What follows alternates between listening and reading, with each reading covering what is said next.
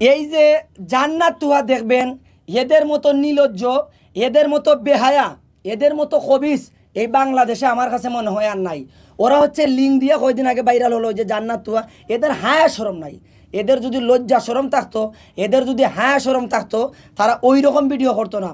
কয়দিন আগে দেখলাম কি লিঙ্ক একটা ভাইরাল হইলো, হে লিঙ্কে ভাইরাল হয়ে তারা তো মোটামুটি একটা ভাইরাল হয়ে গেছে।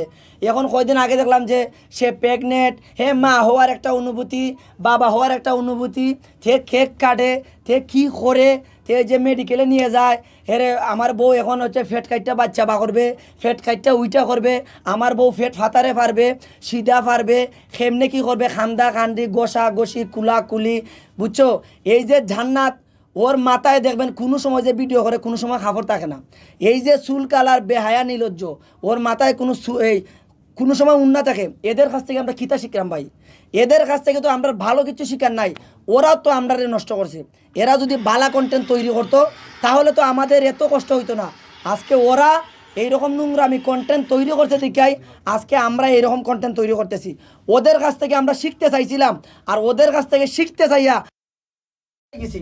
এরপরে হচ্ছে বাচ্চা তো একটা হয়েছে, বেবি কি একটা বাচ্চা পাইছে, ওটারে নিয়ে এখন কয়দিন পরে দেখবেন ওই বাচ্চারে রাস্তায় লেমটা করে সাইডা দিবে শুধু বিয়ের জন্য, টাকার জন্য। এদের এত পর্যায়ে নির্লজ্জ এরা হয়েছে, মানে বলার মতো ভাষা নাই।